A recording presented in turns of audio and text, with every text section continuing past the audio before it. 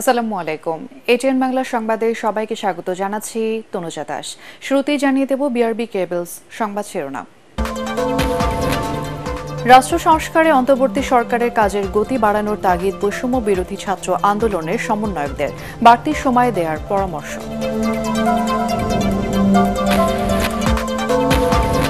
স্বৈরাচারের দোসরদের নানাভাবে পুনর্বাসনের চেষ্টা করছে অন্তর্বর্তী সরকার, অভিযোগ বিএনপির।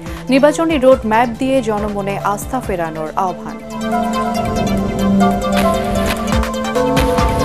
সব পক্ষের সঙ্গে আলোচনা করে গণমাধ্যম সংস্কার কমিশন গঠনের ঘোষণা তথ্য উপদেষ্টার। সাংবাদিকরা এখন স্বাধীন, দাবি প্রধান উপদেষ্টার প্রেস সচিবের।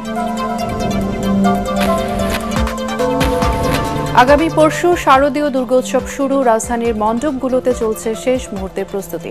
প্রতিটি মন্দিরে র্যাব, পুলিশ এবং সেনা সদস্যদের কড়া নিরাপত্তা ব্যবস্থা। শুনছিলেন বিআরবি কেবলস সংবাদ শিরোনাম, এবারে বিস্তারিত। রাষ্ট্র সংস্কারে অন্তর্বর্তী সরকারের কাজের গতি আরও বাড়ানোর তাগিদ দিয়েছেন বৈষম্য বিরোধী ছাত্র আন্দোলনের সমন্বয়করা। এটিএন বাংলাকে দেওয়া সাক্ষাৎকারে অন্যতম সমন্বয়ক সার্জিস আলম এবং আব্দুল হান্নান মাসুদ বলেন, জনাকাঙ্ক্ষা পূরণে সরকারের নীতি নির্ধারকদের ৯টা থেকে ৫টার অফিস নয়, দিতে হবে বাড়তি সময়। দ্রুত সংস্কারের পরেই সরকার জাতীয় সংসদ নির্বাচন আয়োজন করবে বলেও মনে করেন তারা। আরও জানাচ্ছেন আদ্দিন সজীব। বাংলাদেশের এই নয়া রূপ এক ঝকঝকে শুরুর বার্তা দেয় জনমনে। অন্তর্বর্তীকালীন সরকারের ২ মাসে নির্বাচন ব্যবস্থা, পুলিশ, বিচার বিভাগ, দুদক, জনপ্রশাসন ও সংবিধান সংস্কারের জন্য ৬ কমিশন গঠন হয়েছে। প্রশ্ন উঠেছে, এই সংস্কার প্রক্রিয়া কতদিন চলবে? এ নিয়ে কয়েক দফায় বিভিন্ন রাজনৈতিক দলের সঙ্গে সংলাপও করছেন প্রধান উপদেষ্টা ডক্টর মোহাম্মদ ইউনূস। আলোচনার কেন্দ্রবিন্দু জাতীয় সংসদ নির্বাচন। যাদের ডাকে দেশ হয়েছে দুঃশাসন মুক্ত, সেই বৈষম্যবিরোধী ছাত্র আন্দোলনের অন্যতম সমন্বয়ক সার্জিস আলম ও আব্দুল হান্নান মাসুদের মুখোমুখি এটিএন বাংলা। সংস্কার ও নির্বাচন নিয়ে কি ভাবছেন তারা? নির্বাচনী ব্যবস্থাটাই তো ধ্বংস হয়ে গেছে। আপনার যদি সংস্কারের আগে তো নির্বাচন করার কোনো সুযোগই নেই। একটা নির্বাচিত সরকার ক্ষমতায় এসে সে যেন আরেকবার স্বৈরাচার ফ্যাসিস্ট হয়ে উঠতে না পারে, সেই নিশ্চয়তাটাও লাগবে। এমনটি নয় যে এখানে ধীরগতি প্রক্রিয়া, ক্ষমতা ধরে রাখার প্রক্রিয়া, আবার এমনটি নয় যে দ্রুত গতিতে করে যতটুকু কাঙ্ক্ষিত সংস্কার প্রয়োজন একটি স্বচ্ছ প্রক্রিয়ার জন্য এবং যে মানুষগুলোর উপর আস্থা রাখা যাবে, ওই মানুষগুলোকে যতদিন পর্যন্ত না তাদের যোগ্যতা অনুযায়ী জায়গায় বসানো যাবে, তার পূর্বেই যদি করা হয় তাহলে আলটিমেটলি যেটি দেখা যাবে, এই যে আমাদের এত স্পিরিট, এত জীবন দেওয়া, এত রক্ত, এর বিনিময়ে আমরা যে একটি স্বচ্ছ নির্বাচনের আমরা প্রত্যাশা করি, ওটিও ঠিক মতো হবে না। একান্ত সাক্ষাৎকারে এই সমন্বয়করা জানান, ৫ বছর মেয়াদী স্টাইলে নয়, অল্প সময়ে কার্যকরী সংস্কারের পরিকল্পনা নিয়েই কাজ করতে হবে অন্তর্বর্তী সরকারকে। তারা যদি ৯টা ৫টার অফিস করে তাহলে আলটিমেটলি এই দায়িত্বটির ভার তাদের বুঝতে তারা স্টিল অক্ষম হবে। অ্যাকচুয়ালি ৫ বছর একটা সরকার যেভাবে থাকে, যে স্পিডে চলা উচিত, যখন আমার একটি অন্তর্বর্তীকালীন সরকার তার অনেক কম সময় থাকবে, তখন তার স্পিডটা আরও অনেক বেশি হওয়া উচিত। সেই অনুযায়ী কমিশনেরও যে কাজ করার গতি, সেটা আরও অনেক বেশি হওয়া উচিত। সর্বপ্রথম সংবিধানটা বাতিল ঘোষণা করতে হবে। ৭২-এর সংবিধান এখনো কেন থাকবে? যে সংবিধান বারবার ফ্যাসিস্ট, বারবার স্বৈরাচার জন্ম দিয়েছে এই রাষ্ট্রে, এদেশের মানুষের জীবন কেড়ে নিয়েছে, প্রধানমন্ত্রীকে একক ক্ষমতা দিয়েছে। প্রত্যেকটা সেক্টরের সংস্কার প্রয়োজন। এখন হচ্ছে সেই সংস্কারটাই এই অন্তর্বর্তী সরকারকেই, এই বিপ্লবী সরকারকেই করে যেতে হবে। বঞ্চিত অযোগ্য কাউকে নয়, বাংলাদেশকে নতুন চেহারায় দেখতে ৬ কমিশনকে দায়িত্বশীল ভূমিকা রাখার তাগিদ দিয়েছেন শেখ হাসিনার সরকার পতনের আন্দোলনের এই কাণ্ডারীরা। আদ্দিন সজীব, এটিএন বাংলা, ঢাকা। অন্তর্বর্তী সরকারের প্রধান উপদেষ্টা ডক্টর ইউনূসের সভাপতিত্বে জাতীয় অর্থনৈতিক পরিষদের নির্বাহী কমিটি একনেক সভা অনুষ্ঠিত হয়েছে। প্রধান উপদেষ্টার কার্যালয়ে অনুষ্ঠিত ২০২৪-২৫ অর্থ বছরের এটি তৃতীয় সভা। এতে নতুন এবং সংশোধিত মিলিয়ে ৪টি প্রকল্প উত্থাপন করা হয়। এসব প্রকল্পে বরাদ্দের পরিমাণ ২৪,৪০০ কোটি টাকা। এছাড়াও ৮টি প্রকল্পের মেয়াদ বাড়ানোর জন্য বৈঠকে তোলা হয়। সভায় উপদেষ্টা পরিষদের সদস্য সহ সংশ্লিষ্ট মন্ত্রণালয়ের কর্মকর্তারা উপস্থিত ছিলেন।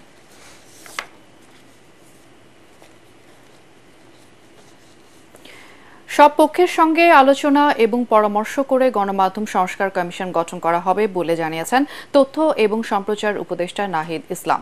তিনি বলেন, সাংবাদিকদের সঙ্গে দাসসুলভ আচরণের সুযোগ নেই। ওয়েজ বোর্ড সহ বেতনের বিষয়টি নিশ্চিত করা হবে বলেও জানান তিনি। সংবাদ মাধ্যমের সংস্কার নিয়ে সকালে জাতীয় প্রেস ক্লাবে মুক্ত আলোচনায় উপদেষ্টা এসব কথা বলেন। তিনি বলেন, জুলাই বিপ্লব সাংবাদিকদের জন্য বড় কেস স্টাডি। গণ অভ্যুত্থানে গণমাধ্যমের কি ভূমিকা ছিল তা নিবিড়ভাবে আলোচনা করতে হবে। সাংবাদিকরা কেন পেশাদারিত্বের সঙ্গে কাজ করতে পারে না সেই সব বিষয়ে কথা বলেন বক্তারা। এ সময় প্রধান উপদেষ্টার প্রেস সচিব শফিকুল আলম বলেন, এখন গণমাধ্যমে হস্তক্ষেপ করতে পারবে না কেউ।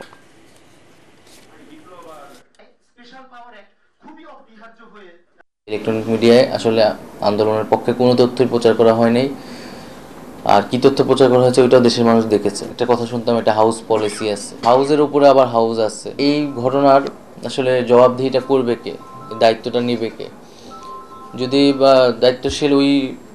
দায়িত্বশীল কাউ জিজ্ঞেস করা হলে বলা হবে ডিজিএফআই চাপ দেওয়া হয়েছিল, সরকার থেকে চাপ দেওয়া হয়েছিল। এই বেতনের বিষয়টা আসলে সুরাহা হওয়া উচিত, কারণ সাংবাদিকতা আসলে যদি পেশা হয় তাহলে সেখানে এই পেশাদারিত্ব রক্ষা করতে হলে অবশ্যই তাকে সেই মর্যাদাটা আসলে দিতে হবে। দাসসুলভ আচরণ করার আসলে কোনো সুযোগ নেই। আমরা সিকিউরিটি এজেন্সিকে বলে দেওয়া হয়েছে যে কোনো ধরনের কাউকে কোনো মিডিয়া কার্ভ হবে না। আপনারা লেখেন, ফ্রিলি লেখেন, রেসপন্সিবলি লেখেন, এবং যাতে মিডিয়া ফ্রিডমটা ইনস্টিটিউশনালাইজ হয়ে যায়। আগামী যে কয়দিন এই গভর্নমেন্ট আছে সেই সময় যেন আপনারা সেই আগের যে ফ্রিডমটা, যেটা অনেক আগে হয়তো বা পোস্ট 90-তে আমরা কিছুটা ডিসকভার করেছিলাম, সেটা যেন আবার ফিরে পাই।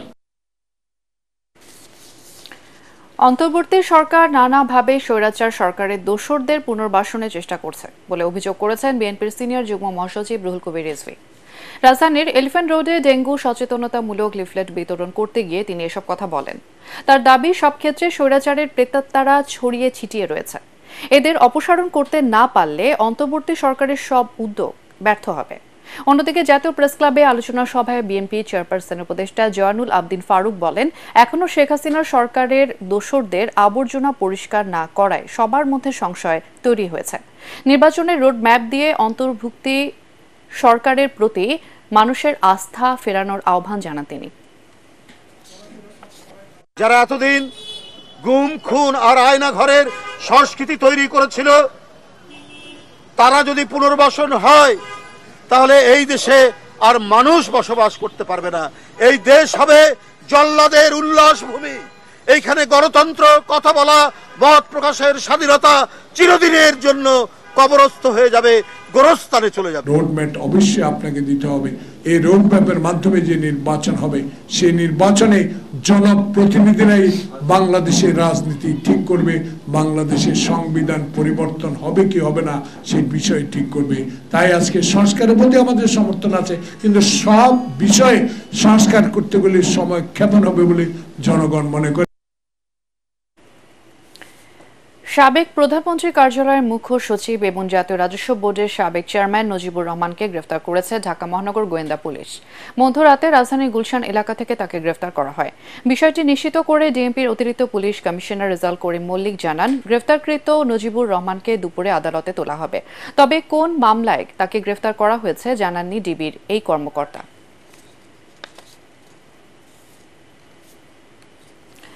ব্যবসায়ী গোষ্ঠী এস আলম গ্রুপের কর্ণধার সাইফুল আলম, স্ত্রী ফারজানা পারভিন সহ তার পরিবারের 12 সদস্যের বিদেশ যাত্রায় নিষেধাজ্ঞা দিয়েছে আদালত।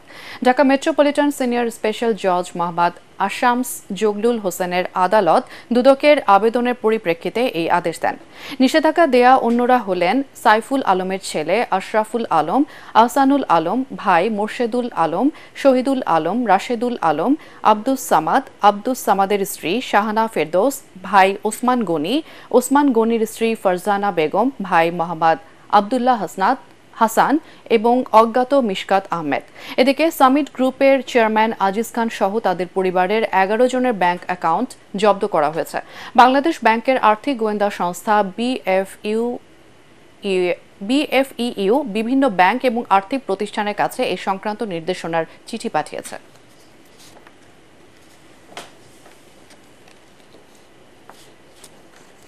পুলিশের পলাতক এবং কর্মস্থলে না ফেরা কর্মকর্তাদের বিরুদ্ধে এবার ব্যবস্থা নেওয়া হবে বলে জানিয়েছেন আইজিপি ময়নুল ইসলাম।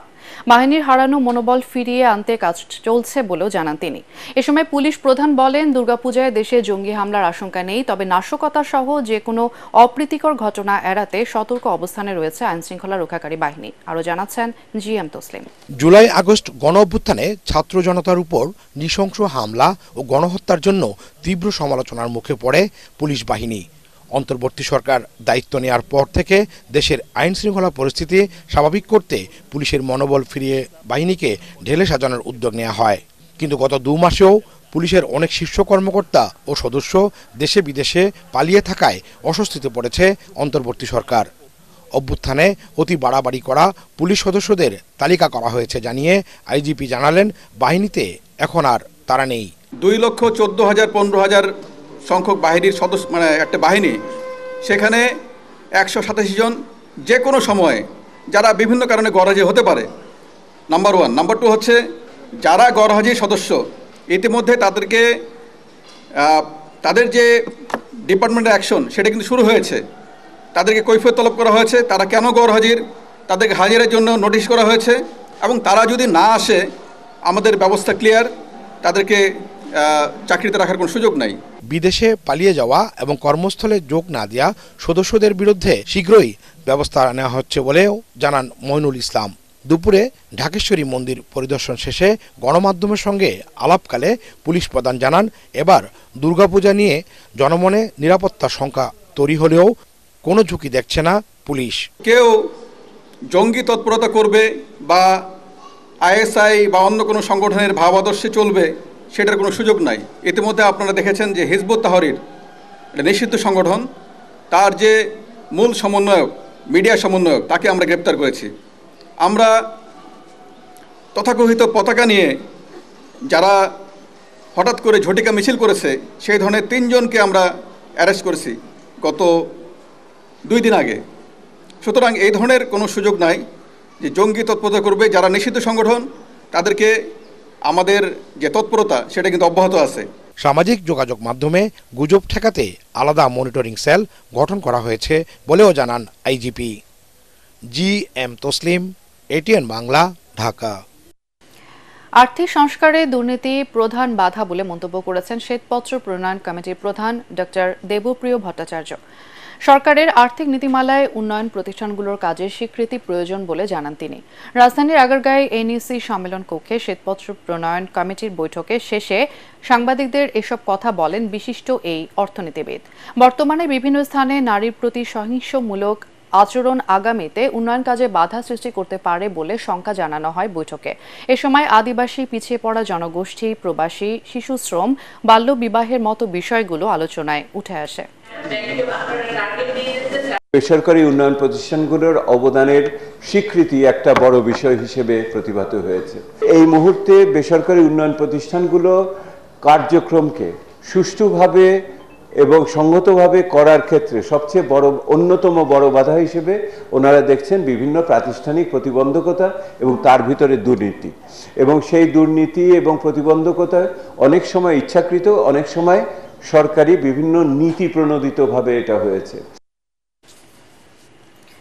পুলিশের সাব ইন্সপেক্টর নিয়োগের বয়সসীমা বাড়ানোর দাবিতে মানববন্ধন কর্মসূচি পালন করেছে আন্দোলনরত শিক্ষার্থীরা। সকালে রাজধানী ঢাকার পুলিশ হেডকোয়ার্টার্সের সামনে এই মানববন্ধন কর্মসূচি পালন করেন তারা। এ সময় সাব ইন্সপেক্টর নিয়োগের বয়সসীমা 27 বছর অযৌক্তিক উল্লেখ করেন শিক্ষার্থীরা। মানববন্ধনে পুলিশ নিয়োগে সংস্কার সহ বয়সসীমা বাড়ানোর দাবি জানিয়ে 10টি বিষয়ে গুরুত্বারোপ করেন তারা।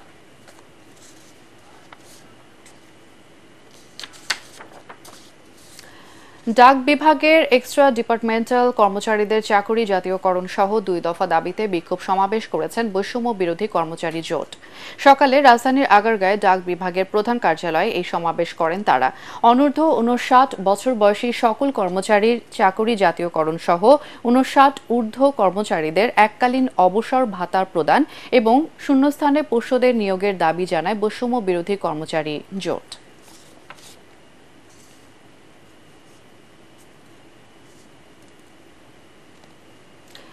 শেরপুরে বন্যার পানিতে ডুবে মৃতের সংখ্যা বেড়ে দাঁড়িয়েছে 8 জনে। গত 4 দিনে নালিতাবাড়ি, ঝিনাইগাতি এবং নকলা উপজেলায় এসব প্রাণহানির ঘটনা ঘটে। জেলার নদ নদীগুলোর পানি কমলে সীমান্তবর্তী উপজেলার ভাটি এলাকায় নতুন নতুন এলাকা তলিয়ে গেছে। এখনও পানিবন্দী হাজারো পরিবার। গুরুত্বপূর্ণ অনেক সড়ক থেকে পানি নামেনি। বন্যায় রোপা, আমন ধান, সবজি সহ বিভিন্ন ধরনের ফসল ক্ষতিগ্রস্ত হয়েছে। ভেসে গেছে অনেক পুকুর। শেরপুর জেলা পাউবোর নির্বাহী প্রকৌশলী জানান, সকালে নালিতাবাড়ির ভোগাই নদীর পানি কমে বিপদসীমার 138 সেন্টিমিটার নিচ দিয়ে এবং নাকুগাঁও পয়েন্টে 75 সেন্টিমিটার নিচ দিয়ে প্রবাহিত হচ্ছে।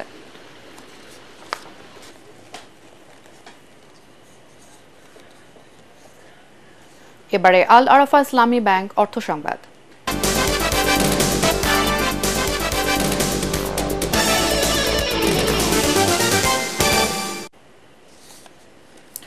খাগড়াছড়ির পাহাড়ে ফসল তোলায় ব্যস্ত সময় পার করছেন জুম চাষিরা। এবছর ফলন ভালো হওয়ায় খুশি কৃষকরা, তবে কিছু জায়গায় অতিবৃষ্টিতে ক্ষতি হয়েছে ধান গাছের। এ বিষয়ে কৃষি বিভাগের হস্তক্ষেপ চেয়েছেন তারা। প্রতিনিধি আবু দাউদের পাঠানো রিপোর্ট জানাচ্ছেন ফারহিন ইসলাম টুম্পা। খাগড়াছড়িতে এবছর জুম চাষ হয়েছে 1124 হেক্টর পাহাড়ি টিলায়। ধানের পাশাপাশি মারফা, ভুট্টা, তিল, চিনাল, আদা, হলুদ সহ আবাদ হয়েছে নানা রকম সবজির। এপ্রিল ও মে মাসে আবাদ শুরু হলেও পর্যায়ক্রমে বিভিন্ন ফলন সংগ্রহ করা হয়। এখন চলছে ধান কাটার মৌসুম। আমি বছরে বছরে জুম করে মিষ্টি কুমড়া পাই, লাউ পাই, মামরা পাই, তারপরে শসা পাই, সবগুলা জিনিসপত্র পাই। আগের বছর থেকে বছরে কিছু উন্নত হয়েছে আমাদের, অনেক হলুদ হোক, তারপরে ওই যে তিল হোক, তারপরে মারফা, অনেক শাকসবজি অনেক আগের চেয়ে অনেক একটু ভালো হয়েছে এবছরে। তবে অতিবৃষ্টির কারণে ধান গাছে পোকার আক্রমণ চিন্তায় ফেলেছে জুম চাষিদের। কৃষি বিভাগের তদারকির অভাবকে দায়ী করছেন তারা। আমি এবছরে জুম চাষ করছি, আর সবার ধান ভালো হচ্ছে, আমার ধান ভালো হচ্ছে না, আমার ধান পোকা ধরছে। এই কারণে কৃষি বিভাগ কোনো আমাদের ধানকে দেখতেও আসে নাই।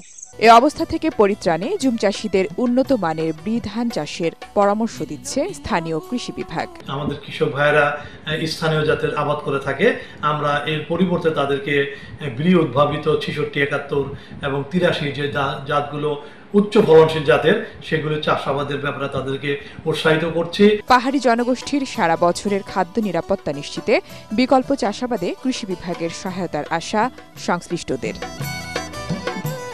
Bureau report, ATN Bangla.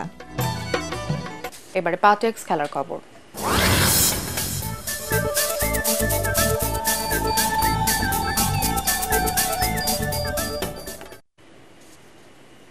চিরপ্রতিদ্বন্দ্বী আর্জেন্টিনাকে 2-1 ব্যবধানে হারিয়ে বিশ্বকাপে হেক্সা মিশন পূরণ করল ব্রাজিল। তবে ফিফা বিশ্বকাপ ফুটবলে নয়, সেলেসাওদের হেক্সা মিশন পূরণ হয়েছে ফুটসাল বিশ্বকাপে। উজবেকিস্তানের রাজধানী তাশখান্দে ফুটসাল বিশ্বকাপের ফাইনালে রবিবার ব্রাজিলের হয়ে গোল দুটি করেন রাফা সান্তোস, আর আর্জেন্টিনার হয়ে 1 গোল শোধ করেন মাতিয়াস রোসা। এ নিয়ে ফুটসাল বিশ্বকাপে ষষ্ঠবার চ্যাম্পিয়ন হল ব্রাজিল। বলা যায় ফুটসালের সবচেয়ে সফল দল তারাই।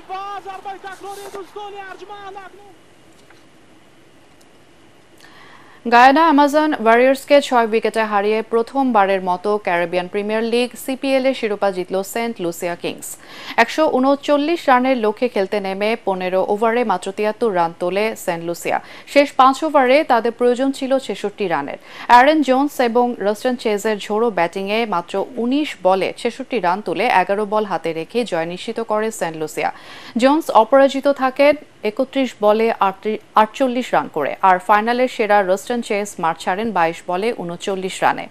এর আগে গায়ানার প্রভিডেন্স স্টেডিয়ামে টস হেরে ব্যাটিংয়ে নেমে 8 উইকেটে 138 রান তুলেছিল গায়ানা অ্যামাজন ওয়ারিয়র্স। আলাভেসকে 3-0 গোলে হারিয়ে লা লিগায় পয়েন্ট টেবিলের শীর্ষস্থান ধরে রেখেছে বার্সেলোনা। প্রতিপক্ষের মাঠে 7 মিনিটে রবার্ট লেভানডোভস্কির গোলে লিড নেয় কাতালানরা। বল দখল আর আক্রমণে এগিয়ে থাকা হান্সি ফ্লিকের দল ব্যবধান বাড়ায় 22 মিনিটে। পোলিশ স্ট্রাইকার নিজের আর দলের হয়ে দ্বিতীয় গোল করেন। এরপর 32 মিনিটে লেভানডোভস্কি হ্যাট্রিক আদায় করে নেন। এই জয়ে 9 ম্যাচে 24 পয়েন্ট নিয়ে শীর্ষস্থান ধরে রাখে বার্সেলোনা। সমান ম্যাচে 21 পয়েন্ট নিয়ে 2 রিয়াল মাদ্রিদ।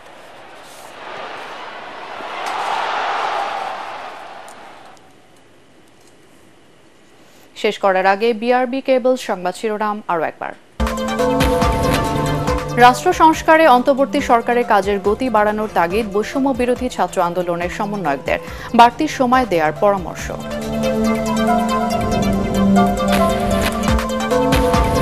স্বৈরাচারের দোসরদের নানাভাবে পুনর্বাসনের চেষ্টা করছে অন্তর্বর্তী সরকার, অভিযোগ বিএনপির। নির্বাচনী রোড ম্যাপ দিয়ে জনমনে আস্থা ফেরানোর আহ্বান। সব পক্ষের সঙ্গে আলোচনা করে গণমাধ্যম সংস্কার কমিশন গঠনের ঘোষণা তথ্য উপদেষ্টার। সাংবাদিকরা এখন স্বাধীন, দাবি প্রধান উপদেষ্টার প্রেস সচিবের। আগামী পরশু শারদীয় দুর্গোৎসব শুরু। রাজধানীর মণ্ডপগুলোতে চলছে শেষ মুহূর্তের প্রস্তুতি। প্রতিটি মন্দিরে র্যাব, পুলিশ এবং সেনা সদস্যদের কড়া নিরাপত্তা ব্যবস্থা। আর এই ছিল এখনকার সংবাদ। আমাদের এটিএন বাংলার সংবাদ ইউটিউবে দেখতে ব্রাউজ করুন youtube/ATN Bangla News।